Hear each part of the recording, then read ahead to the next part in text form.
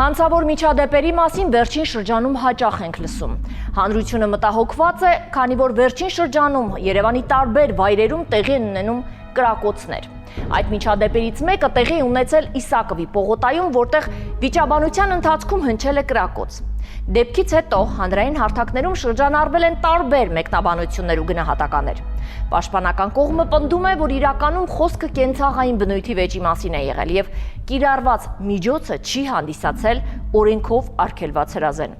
Միաժամանակ դեպքը լայնորեն լուսաբանվել է, ինչի արդյունքում այն ստացել է զգալի հնչեղություն հասարակության շրջանում։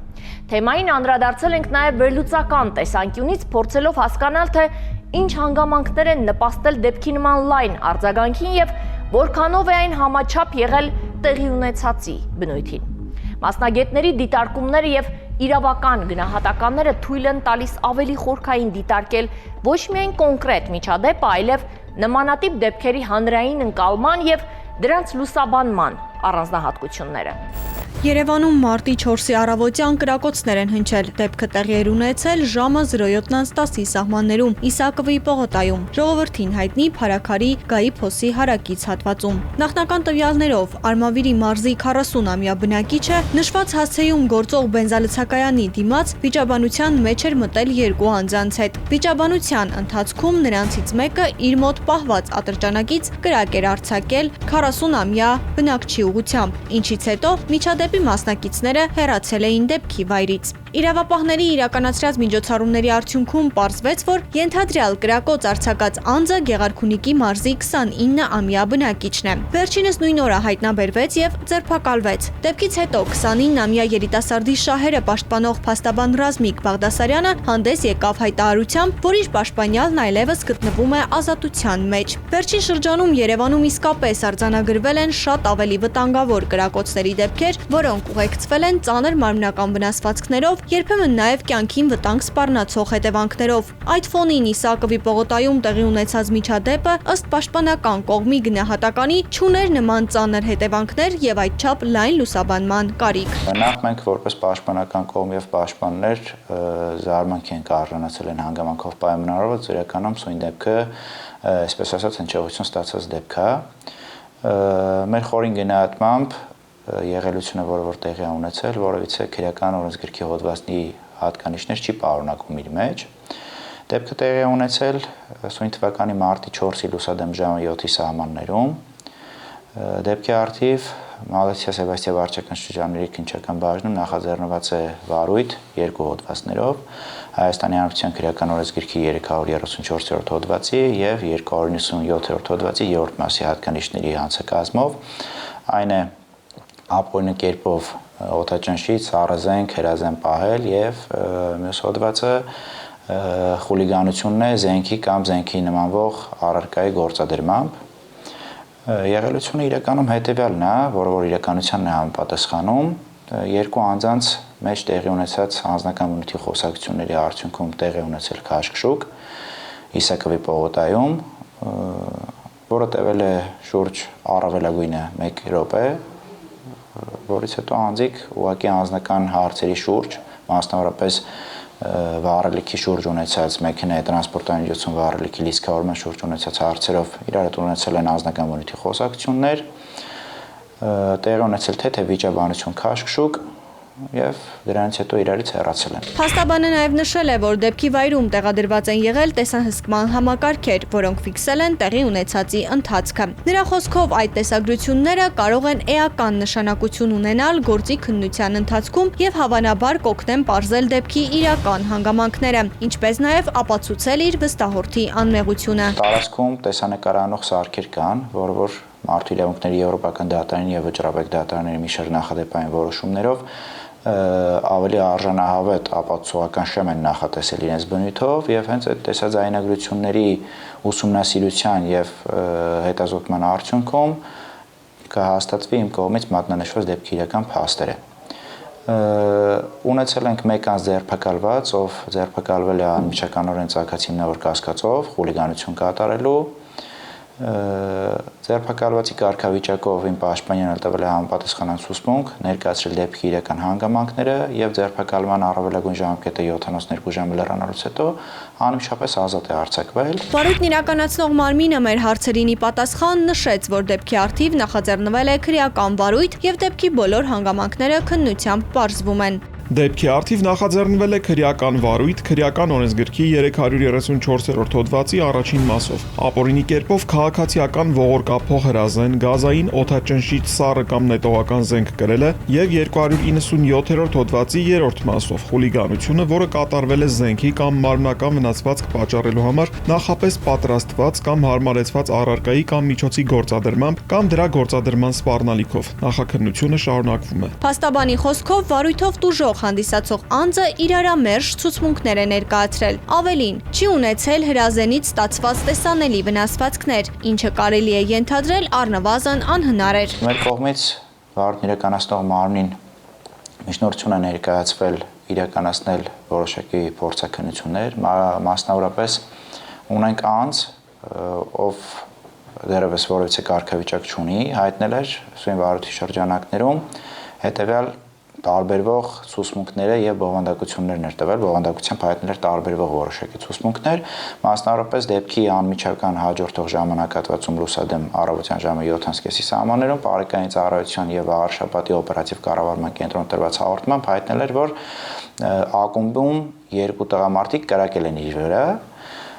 որից հետո ավելի ուշ, երբ իմ պաշտպանյալը ձերբակալվել էր եւ նշված անձը եւս ներկայացվել էր համայնքային ոստիկանության Մալոս Սեբաստիայի բաժին, հայտնել էր արդեն իսկ հետեւյալը, որ իր վրա մի անձ բենզալցակայանում կրակել է, ինքը ստացել է վնասվածքներ, որոշակի վնասվածքներ, ունի ցավեր, սակայն վնասվածքները տեսանելի չեն։ Դրա հիման վրա մենք որպես պաշտպաններ միջնորդել ենք, որպեսզի նշված անձի հագուստները արգրավեն, վարույթի շրջանակներում նշանակվել են մի քանի փորձաքննություններ, այդ թվում նաև դատաբժշկական եւ դատաձգաբանական, առաջ ընկնելով հայտնեմ, որ առարկան, որ անձը ներկայացնում է որպես հրազեն կամ զենք, ինքը իրենից ենթադրում է ընդամենը ազատ վաճառքի շուկայում ազատ վաճառքի համար նախատեսված ժողովրդին ավելի հասանելի, այսպես ասած, պնևմատիկ զենք, որը ազատ վաճառքի է, վերջինիս նշված ենթադրյալ առարկա, որը սևերը վնասվածք չի պատճառվել, կրակոց առավել եւս չեն արձակվել, ինչը որ հետագայում կհաստատվի թե փորձաքննությունների եզրակացություններով, թե արդեն իսկ ինչպես նշեցի, տեսազայնագրող սարքերով, որոնք որ առկա են նշված հատվածում եւ ուղղակի տեսանկարել են ողջ դեպքի իրական հանգամանքները, ինչը իրականում տեղի ունեցել։ Ամփոփելով կարելի է արձանագրել, որ թեև ցանկացած կրակոցի դեպք ինքնին մտահոգիչ է եւ իրավապահների ուշադրության կենտրոնում պետք է լինի, այնուամենայնիվ յուրաքանչյուր միջադեպի հանրային ներկայացումը պետք է համաչափ լինի դրա իրական վտանգավորությանը։ Իսակովի պողոտայում տեղի ունեցած միջադեպի դեպքում ըստ պաշտպանական կողմի խոսքը վերաբերում է կենցաղային վիճաբանությանը, որի ընթացքում կիրառվել է պնևմատիկ ատրճանակ, իսկ դեպքը չի հանգեցրել ակնհայտ վնասվածքների կամ ծանր հետևանքների։ Առասարակ իրավապահ մարմիններին պետք է խնդրենք, որպեսզի արդեն իսկ վախեցած հասարակությանը, արդեն իսկ այս ֆոնի վրա տեղելություններից գոնե տարանջատենք իրական վտանգավորություն, հանրային վտանգավորություն պարունակող արարքները, սովորական նմանատիպ առօրյա կենցաղային ոչ հանցածին եւ ոչ իրենից վտանգավորություն ներկայացնող հանցագործություններից տարբերակելու համար։ Ճիշտ եք նշում, արդեն իսկ ունենք բարձր վտանգավորություն ունեցող արարքներ, որոնց շրջանակներում վարորդային եւ քննչական գործողություններ ձեռնարկում են, կան մի շարք անձինք, ովքեր նույնիսկ հետախուզման մեջ են գտնվում, եւ արդեն իսկ այս ֆոնի վրա շատ բարձր է ժողովրդի հասարակության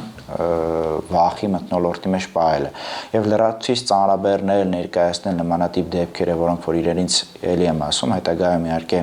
վարույթի ավարտին կհանգենք նրան, որ կարծում եմ մեր դիտարկմամբ իհարկե անաչառ օբյեկտիվ քննության արդյունքում սույն դեպքում եւս կբացառվի որևէ քրեական օրենսգրքով նախատեսված հանցակազմի վերագրությունը իմ պաշտպանյալին ու մեկնաբանել եւ բարձր պահել կոպիտ ասած տոնուսի մեջ պահել նման դեպքերով կարծում եմ որևէ կերպ իրավաչափ չէ նույնիսկ էլի։ Դրա համար կան լրագրողներ, կան անձինք, ովքեր որ հետամուտ են լինում, ցանկանում են, որպեսզի իրականությունը բացահայտվի եւ ներկայացվի հասարակություն այն ինչ իրականում տեղի ունեցել։ Դա չէ, բախվում ենք դեպքերի, երբ ներկայացվում է հնչողություն տրվում մի դեպքի, որը իրականում հետագայում որևիցե հետևանք չի առաջացնում որևէ անձի համար։ Այս ֆոնին հարց է առաջանում. արդյոք արդարացված էր դեպքին նման մեծ հնչեղություն տալը, հատկապես այն պայմաններում, երբ վերջին շրջանում Երևանում արձանագրվել են առավել վտանգավոր կրակոցների դեպքեր իրական սպառնալիքներով հանրային անվտանգության համար։ Ամեն դեպքում գործի ամբողջական պատկերը վերջնականապես պարզ կդառնա իրավապահների քննության եւ դեպքի վայրում առկա տեսագրությունների ուսումնասիրության արդյունքում։ Լոռու մարզում բացահայտվել է բժշկական կենտրոններից կատարված հափշտակությունների դեպքեր։ Քննության տվյալներով կասկածյալները նախ կեղծ ահազանգերով շտապօգնության անձնակազմին հեռացրել են տարածքից, ապա մուտք են գործել բուժհաստատություններ ու հափշտակել վճարային տերմինալներ, դրանցից վերցնելով խոշոր չափերի գումարներ։ Ընդհանուր տվյալներով հանցավորները հաջողել են տերմինալներից գողանալ ավելի քան 3 միլիոն Հայաստանի Հանրապետության դրամ։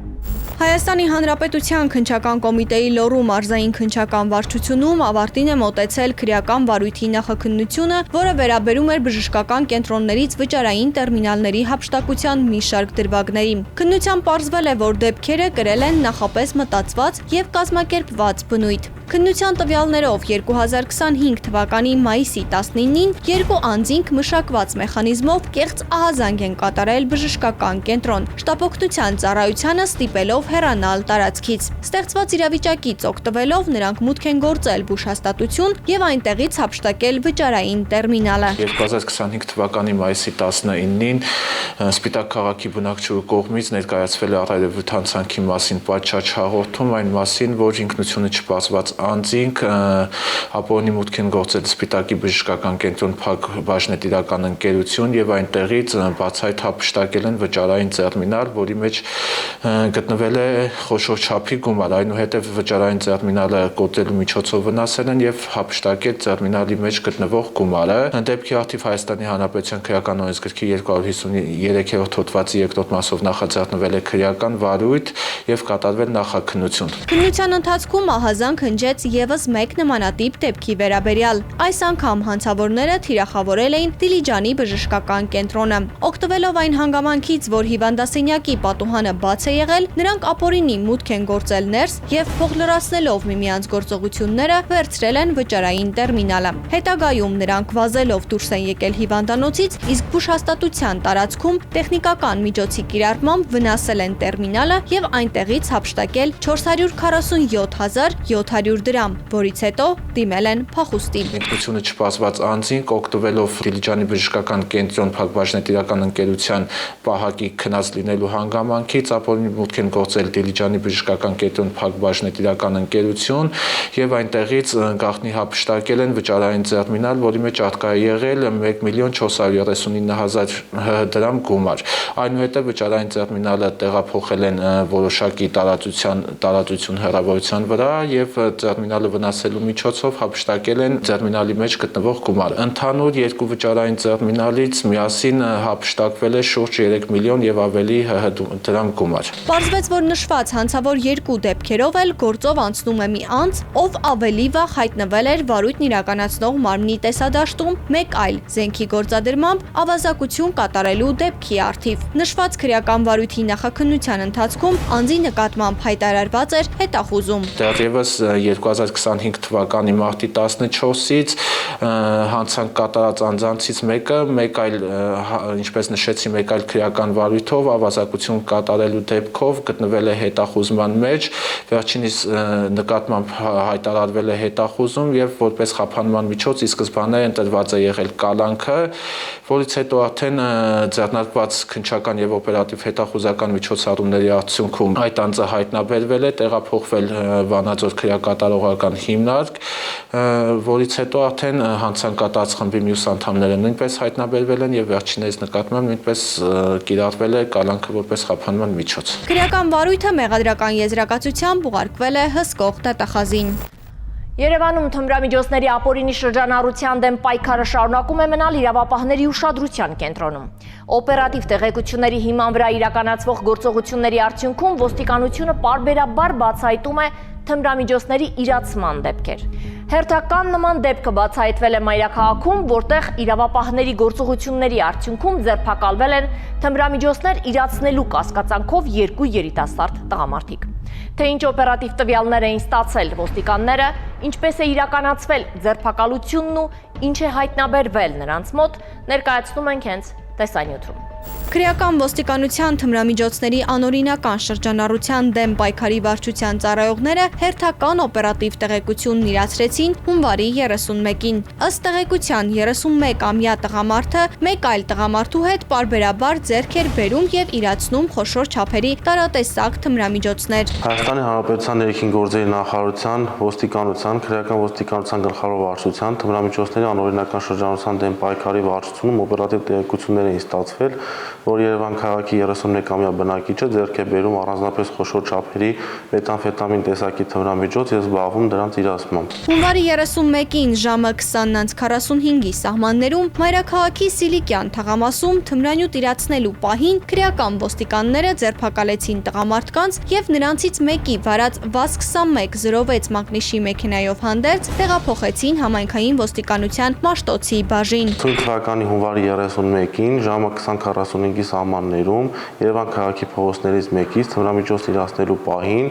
ապօրինի թմրամիջոց ձեռք բերելու, պահելու եւ իրացնելու անմիջականորեն ցակած հիմնավոր կասկածի առկայության հիմքով ձերբակալվել եւ իր կողմից վարվող VAZ-2106 մակնիշի ավտոմեքենայով համայնքային ոստիկանության գլխավոր վարչության Մաշտոցի բաժինը տեղափոխվել նշված 31-ամյա բնակիչը, որտեղ վերջինիս անձնական խուզարկությամբ հագին եղած բաշխոնի աշկրտանից հայտնաբերվել է մոտ 41 գրամ քաշով մեթամֆետամին տեսակի թմրամիջոց։ Խուզարկությամբ նրանցից մեկի մոտ հայտնաբերվեց մոխրացված հետքերով կաթուցիչ, իսկ մյուսի մոտ ավելի քան 41 գրամ մեթամֆետամինին նմանվող զանգված։ Աջափնյակ եւ Դավթաշեն վարչական շրջանների քննչական բաժնում նախաձեռնվեց քրեական վարույթ։ Այնուհետև Հայաստանի Հանրապետության քննչական կոմիտեի Աջափնյակ եւ Դավթաշեն վարչական շրջանների քննչական բաժնում նախաձեռնվել է քրեական վարույթ Հայաստանի Հանրապետության քրեական օրենսգրքի 393-րդ հոդվածի 3-րդ մասի եւ 396-րդ հոդվածի առաջին մասի հատկանիշներով։ Ցույց թվականի փետրվարի 1-ին դատանի համապատասխան որոշմամբ խուզարկություն է կատարվել նշված բնակչի կողմից օգտագործվող տանը, որտեղ հայտնաբերվել է ընդհանուր 2 կիլոգրամ 29 գրամ քաշով մեթամֆետամին տեսակի թմրամիջոցի զանգվածով 1 փաթեթ, իսկ վերջինիս կողմից վարվող մեքենայի խուզարկությամբ հայտնաբերվել է 2 փաթեթ, ընդհանուր մոտ 414 գրամ քաշով էլի մեթամֆետամին տեսակի թմրամիջոց։ Վերջինս կալանավորվել է եւ տեղափոխվել է համապատասխան քրեակատարողական հիմնարկ։ Նախաքննությամբ դեպքի բոլոր հանգամանքները պարզվում են։ Ծանուցում։ Հանցանքի համար մեղադրվողը համարվում է անմեղ, քանի դեռ նրա մեղավորությունն ապացուցված չէ Հայաստանի Հանրապետության քրեական դատավարության օրենսգրքով սահմանված կարգով դատարանի օրինական ուժի մեջ մտած դատավճռով։ Իսկ այս պահին կարևոր է իմանալ էջն է, որի շրջանակում խոսում ենք կարևոր խնդիրների մասին։ Եւ այսպես Հայաստանի Հանրապետության Փաստաբանների պալատի խորհուրդը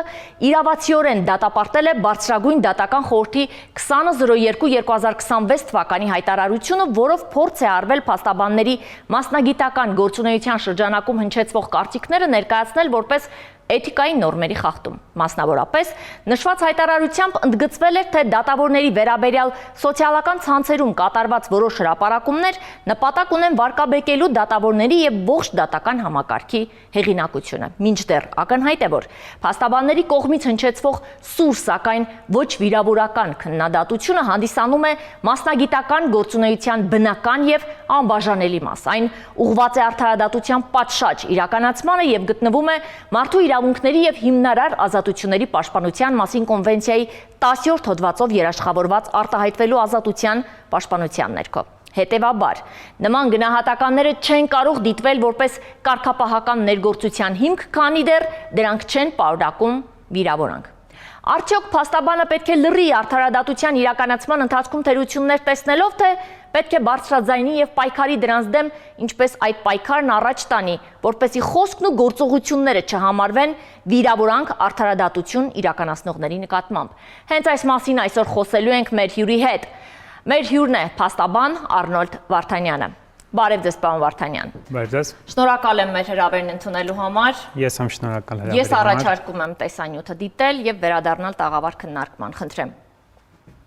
Փաստաբանների եւ դատական իշխանության հարաբերությունները արդարադատության համակարգի ամենազգայուն ոլորտներից են։ Վերջին զարգացումները, երբ Հայաստանի Հանրապետության Փաստաբանների պալատը հայտարարությամբ արձանագրեց բարձրագույն դատական խորհրդի հրապարակումն էր։ Կրկին բարձրաձայնեցին մի հիմնարար հարց՝ ով եւ ինչ շրջանակներում կարող է գնահատել փաստաբանի վարքագիծը։ Բարձրագույն դատական խորհրդի հայտարարությունում նշվում էր, որ որոշ փաստաբանների սոցիալական ցանցերում կատարվող գրառումները չեն բխում մասնագիտական էթիկայի նորմերից եւ կարող են վնասել դատական համակարգի հեղինակությանը։ Սակայն Փաստաբանների պալատը հակադարձեց, ընդգծելով, որ փաստաբանի վարքագծի գնահատումը պետք է իրականացվի բացառապես օրենքով սահմանված ընթացակարգերով եւ փաստաբանության մասին օրենքով նախատեսված մարմինների շրջանակում։ Ըստ այդ դիրքորոշման պետական այլ մարմինների կողմից նման գնահատականների հրապարակային հնչեցումը կարող է դիտվել որպես միջամտություն փաստաբանի մասնագիտական անկախությանը։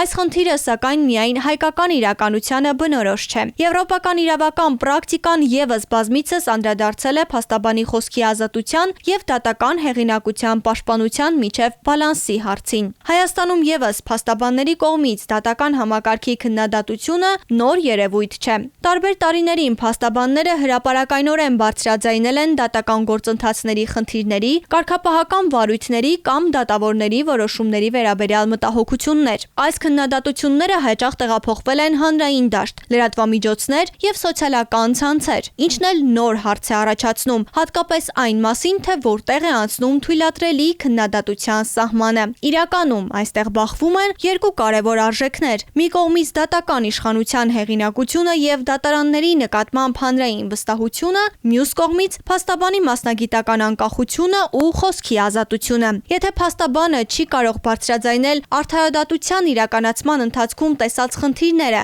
ապա վտանգում է նաև վստահորդի արդյունավետ պաշտպանությունը։ Այս բոլոր մեկնաբանություններից հետո թերևս մեկ հարց է մնում։ Փաստաբանը, ով արդարադատության իրականացման գործընթացում հանդիպում է մի շարք խնդիրների, պետք է լռի, թե ներկայացնի քննադատություն։ Իսկ եթե պետք է ներկայացնի քննադատություն, ապա ինչպես դա անի, որպեսզի արդարադատություն իրականացնող մարմինը հանձինս դատական կամ վարույթն իրականացնող մարմնի դա չընդունի որպես վիրավորանք։ Շատ լավ։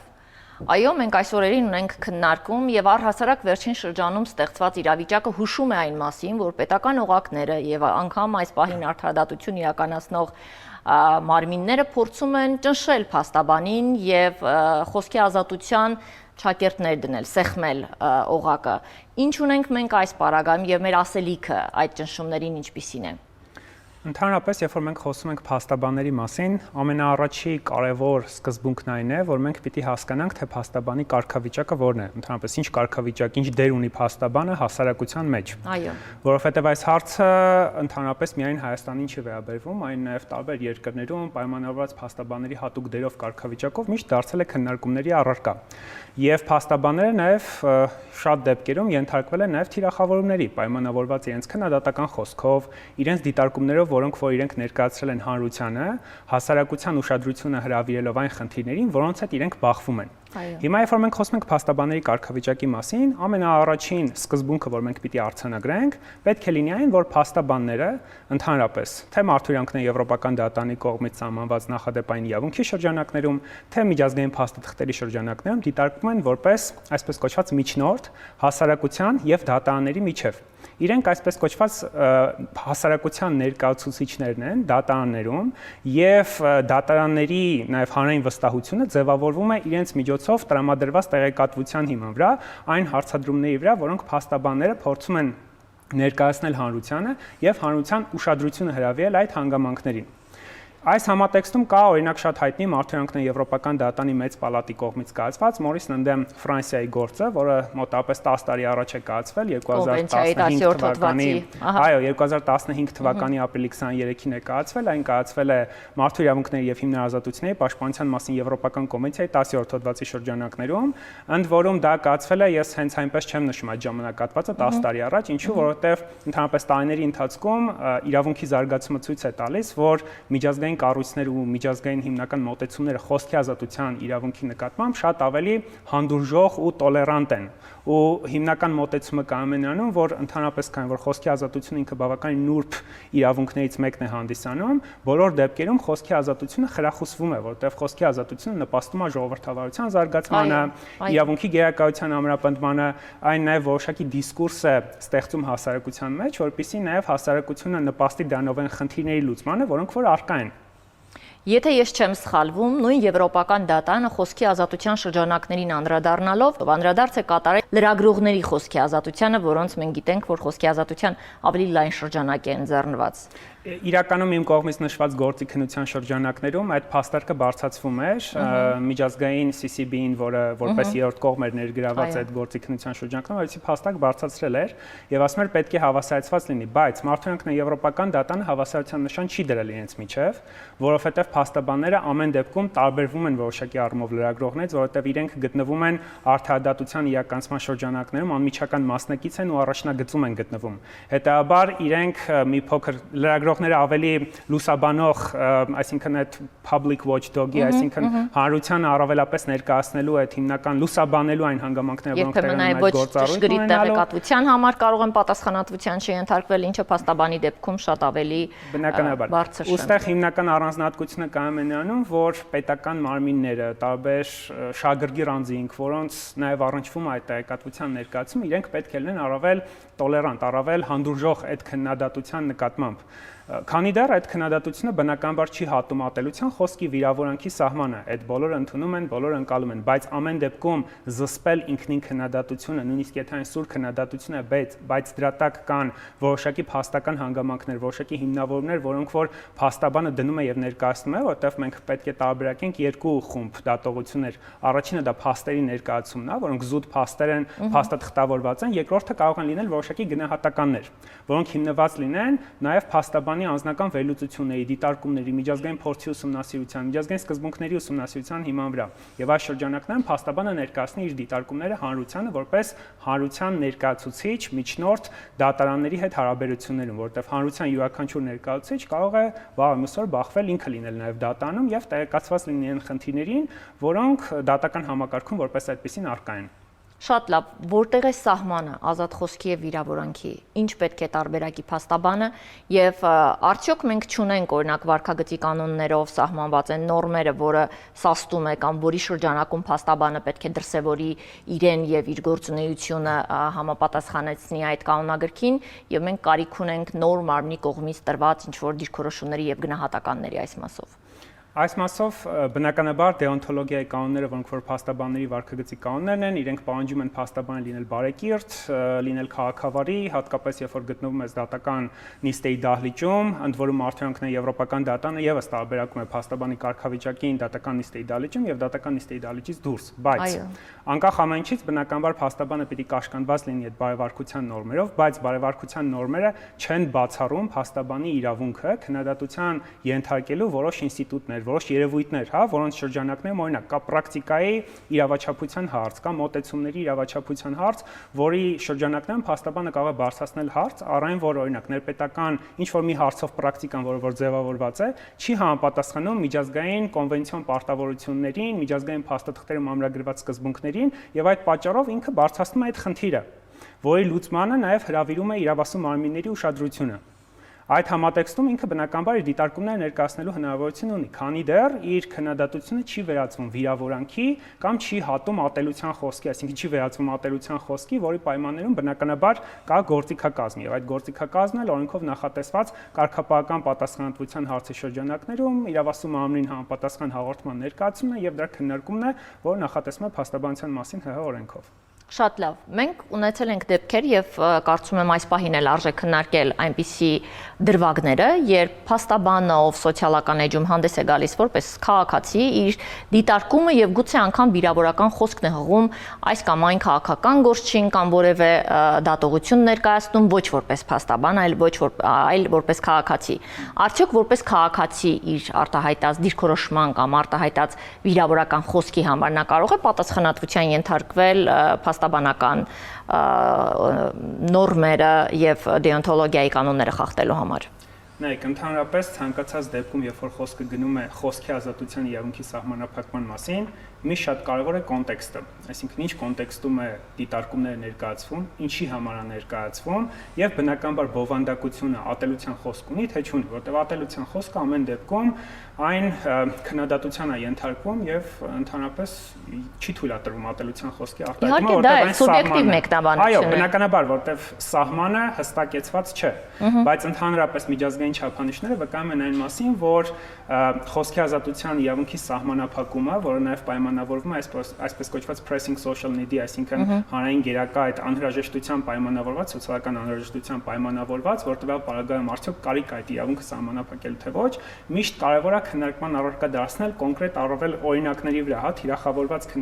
քննարկման առարկա դարձնել հասկանալու համար, հետեւյալ պարագայում խոսքի ազատությունը իրավունքը հատել է սահմանը, թե չի հատել սահմանը, որովհետեւ բնականաբար այդ իրավունքը բացարձակ չի, ամենակարևոր ընկալումը պետք է լինի այն, որ խոսքի ազատության իրավունքը բացարձակ իրավունք չի, այն ենթակա սահմանափակման, ու սահմանափակման սահմանը միշտ case by case basis, այսինքն գործից գործ հիմունքներով ենթակա քննարկման, հասկանալու համար կոնկրետ իրավիճակում են ենթակա սահմանափակման, թե ենթակա չի սահմանափակման։ Շատ լավ, ես իհարկե նշեցի, որ դա լրիվ սուբյեկտիվ ընկալում է եւ վերլուծությունը կարող է կրկին սուբյեկտիվ լինել։ Ես այս պահին առաջարկում եմ